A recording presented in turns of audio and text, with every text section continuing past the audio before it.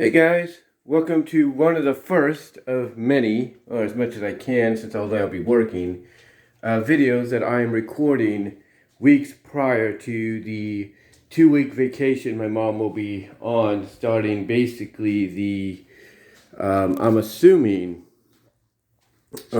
since, this Friday is the 3rd and then the 10th, she's off on the 17th.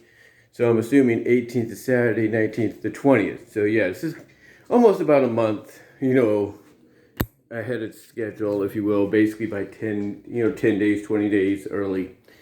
But yeah, I wanted to come on here and, kind of ask you guys a question. Now, we've seen a lot of, movies, kind of get the animated treatment. A lot of live action movies, I should say, get the animated treatment. Down the line, whether it's with a series or it's with an animated, movie itself, or on occasions if they need to, just to explore other options and to see, what works. Basically, do animated episodes, maybe even seasons, of live action shows, and that's all great and everything.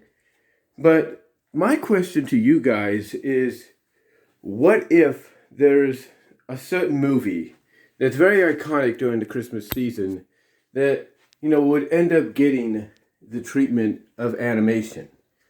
Now, we've seen a lot of shows, and, episodically, special-wise, we've seen a lot of shows, franchises, if you will, go this route, do parodies of it, or kind of take inspiration from it for their own stories and everything.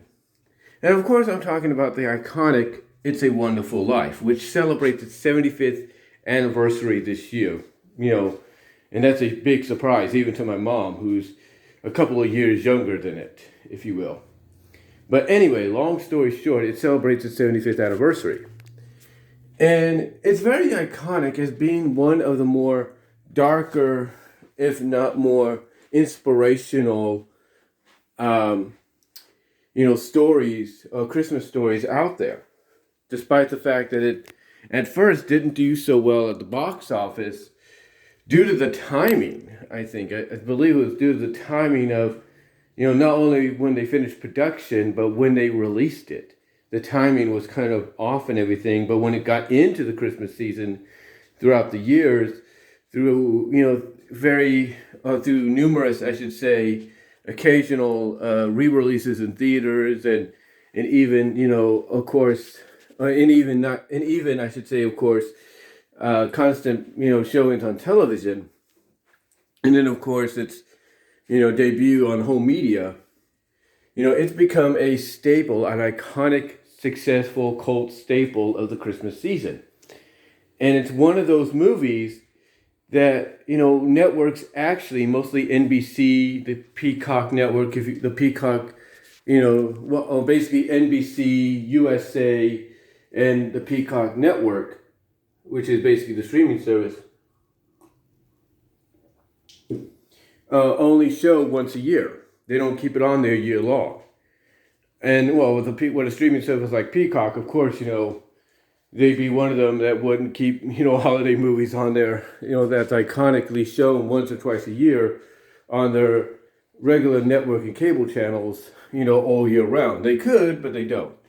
But anyway, getting to the point here.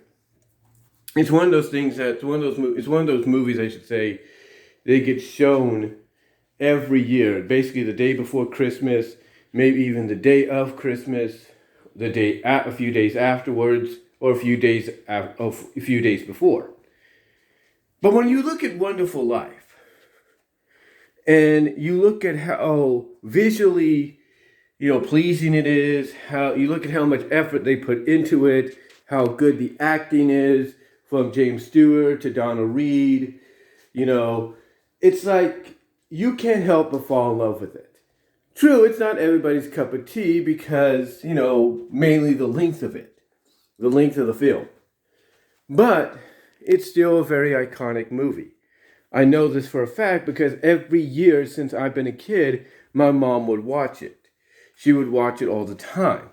Heck, when I got the Steelbook edition of the film, she was happy that I got it because now she could see it a little bit more clearer.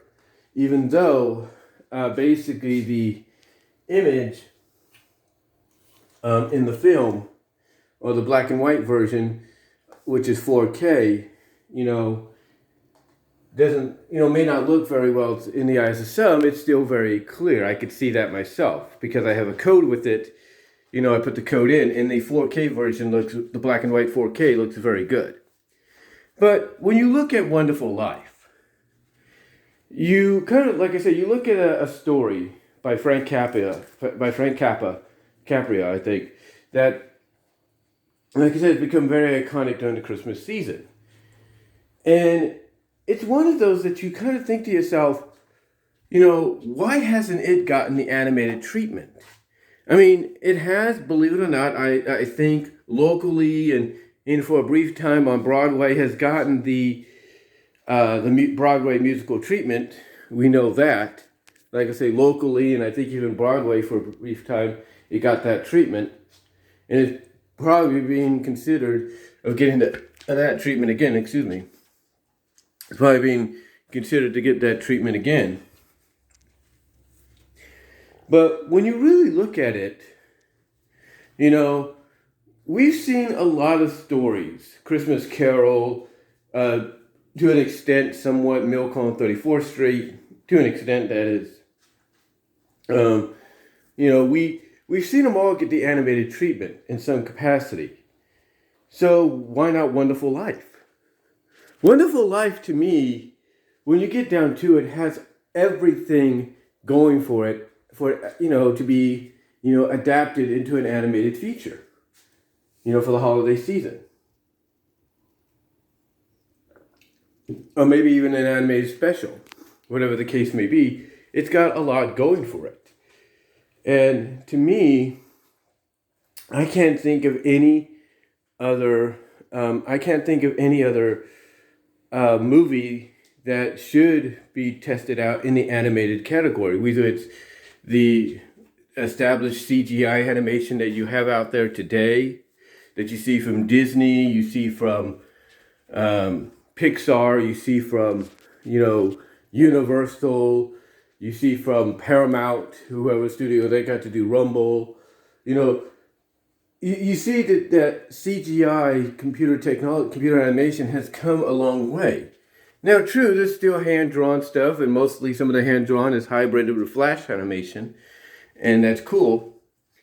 But the thing is, when you look at, like I said, Wonderful Life, it has everything going for it to be adapted into an animated feature, or at least an animated special.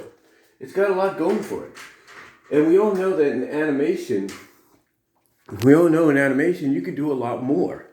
No matter what version of animation is utilized, you could do a lot more with it. And the reason I say that is because, like I said, visually, Wonderful Life looks great.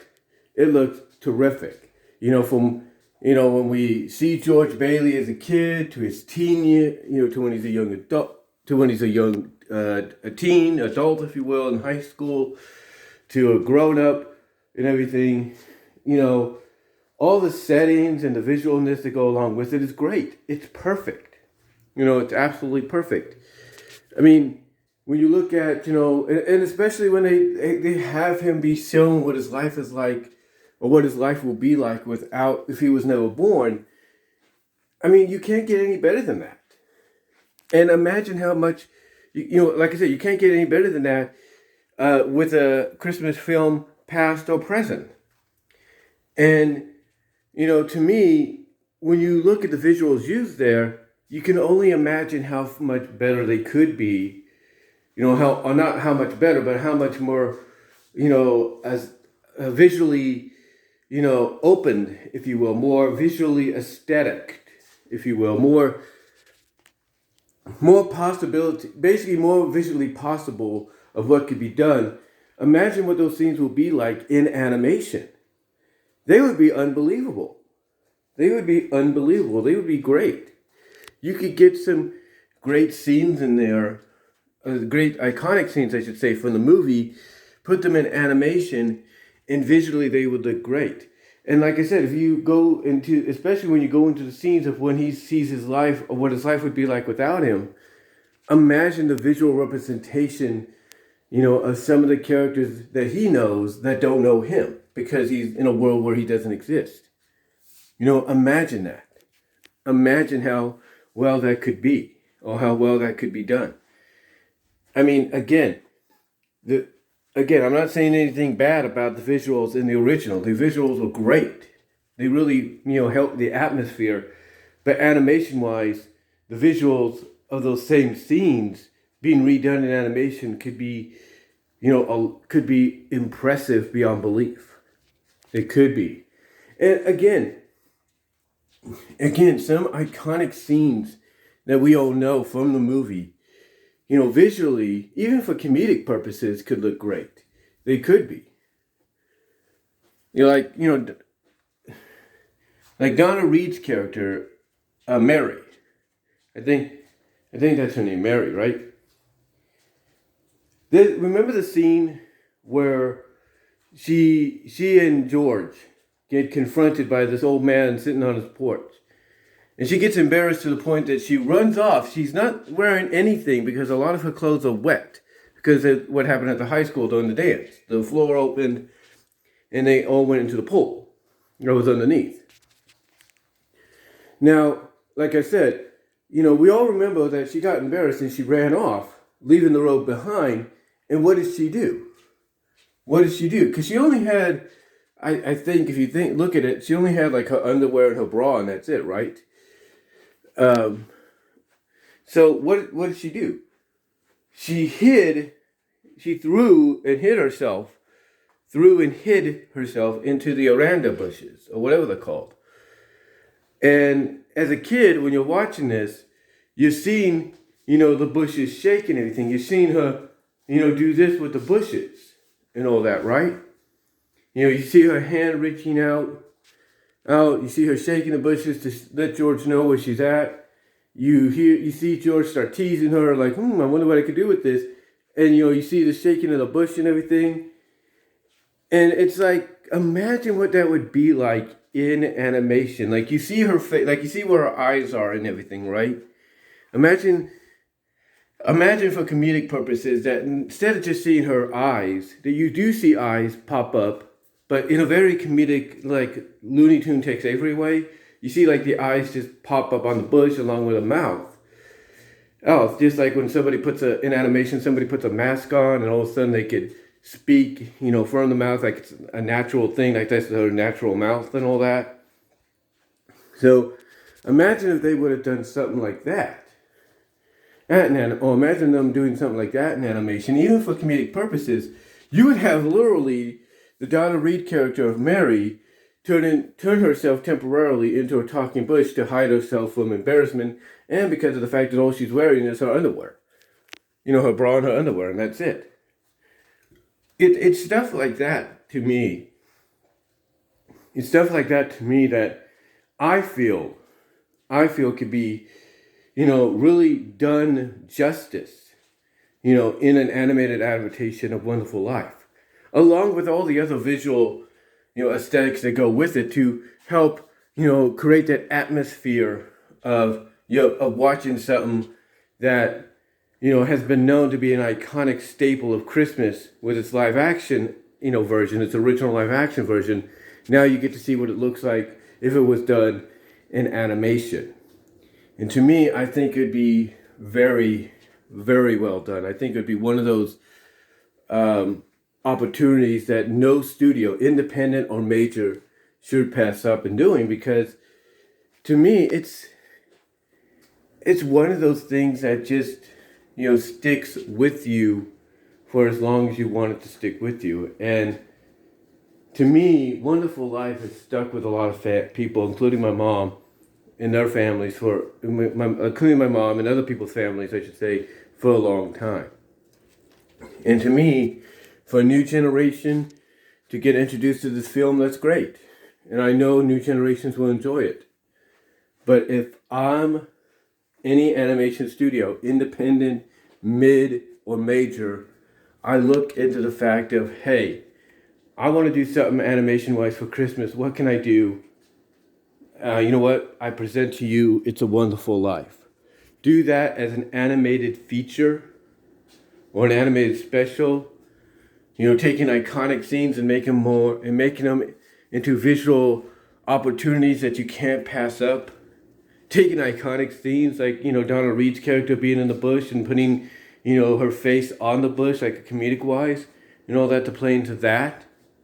You know, just to, you know, very Looney Tunes wise, pay homage to Looney Tunes, Tex Avery by doing that. To me, overall, the opportunity is one that no studio should pass up if ever presented with it. No studio should pass up. But let me know what you guys think. What are your thoughts on the possibility of an animated adaptation of It's a Wonderful Life happening? How do you feel about that? Do you think it could work? What do you think, animation-wise, what do you think animation style-wise should be utilized in making it? How do you feel overall? Comment below, live chat during the premiere, like the video. You know, check out my Teespring store with only, by the time you watch this, 5 days to go to Christmas. Hopefully you'll get something a little afterwards, maybe in time. It's up to you guys. We want to look there. Also, check me out at BW Rose's Discussions on all your favorite audio podcast locations except for Pandora. Also, check me out at BW Roses on VENMO for content you can't get here on YouTube or anywhere else because of copyright reasons. Also, check me out at patreon.com/BWRoses for the $1, $3 tier. Also, check me out at Venmo if you want to help donate there as well. So again, guys, thank you all for watching this. I know it's being filmed on the last day in November, 20 days before the 20th. But hopefully you guys will enjoy this, and that's all I'm going to say. So till next time, guys, I will talk to y'all later. Take care.